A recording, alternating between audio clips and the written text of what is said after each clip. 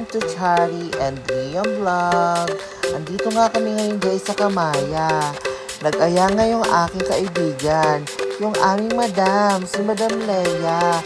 Sabi daw, tara magkamaya tayo dahil stress na ako sa buhay.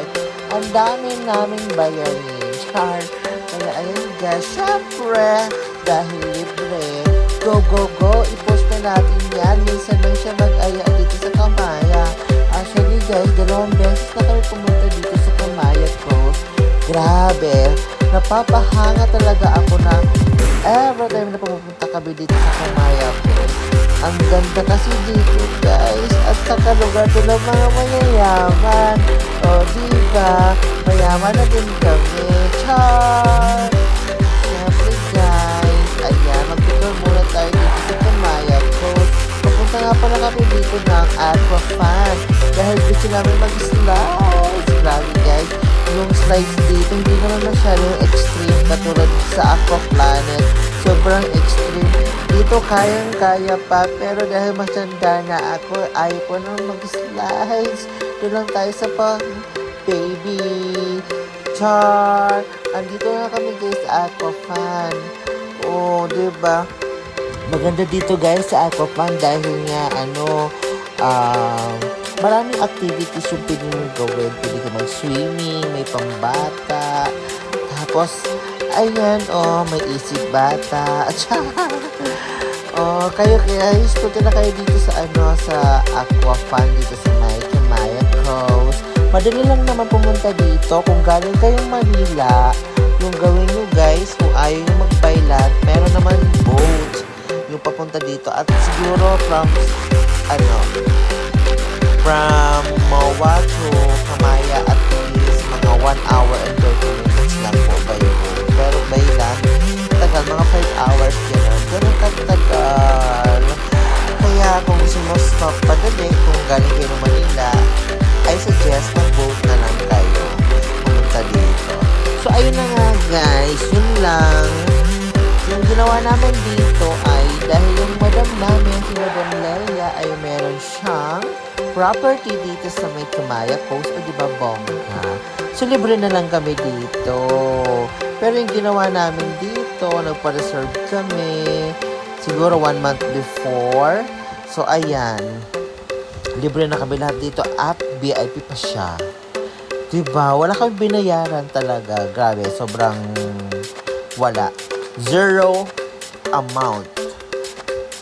Diba? Tapos nakapunta ka dito sa Kamaya Coast na wala kang binayaran. Ganda lang.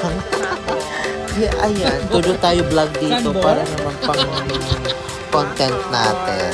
So, bongga! Thank you so much for namin guys ay merong mga outlet. Tingnan mo naman may Giordano, may Pancake House, ay pandemic pa din. Pagkatapos ng pandemic. Tapos guys, very Hindi pa siya ganito ganda kasi hindi pa lang yung mga building dito sa kayo mga nagawa lang. Mga, yan. Ayun pala yung boat, yung sinasabi ko sa inyo. Tapos, guys, grabe na yun ha, yung Kamaya. Ang mahal-mahal lang ng lot nila. Before daw, sabi ko Ma'am Leia, yung nabili niya daw sa kanya, 7,000 per square meter sa station 2. Sa station 2. Pero ngayon, oh my God, nasa 15,000 plus na to 20,000 yung per square meters. Siguro, once na na-develop na yung area na to, mas magmamahal pa yan yung nito, yung lot. Anyway, mag-enjoy na lang tayo, mag-slice na lang tayo. O diba?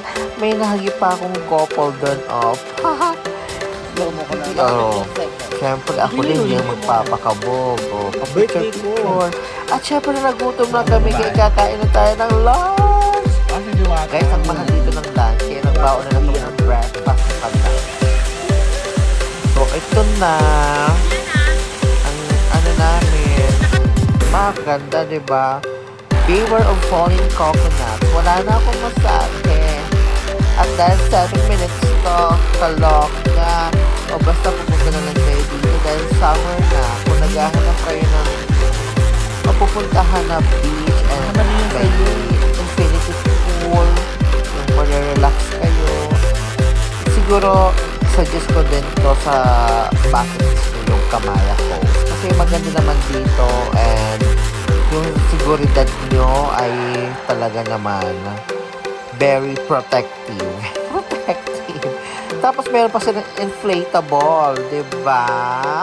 More activities, may inflatable, may aqua fun, tapos pwede kang mag-cable car, mag-bike, tapos pag sa gabi, meron silang sandbar, may live, oh.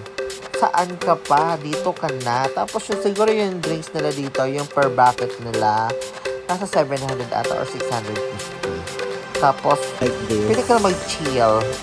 Perfect. And then, Maraming you have salamat guys. And by the to put way, it like that. huwag nyo kung kakalimutan na i-support. Support po kayo sa aking vlog. Pa-share, comments, and likes. Meron! Pasok ka! Ayan. Pasok ka sis! Nagpa-vlog ako. Sa baba. Ayan. So, pauwi na kami dito. Pauwi na. Naghahantay na lang kasi hindi naman kami dito nag-overnight. Kasi nga, very expensive. So, day tour lang kami. At least, experience namin na naman pala yung Kamaya ko. Grabe. Ang mahal dito, guys. Mahal na mga bilihin. Kaloka. Maraming salamat. Thank you po. Huwag niyong kakalimutan ulit ang aking vlog. Pauwi na kami dito. O, nabalaho pa nga kami dito. At hindi kinaya ng aming van yung paakyat dahil sa daan. O,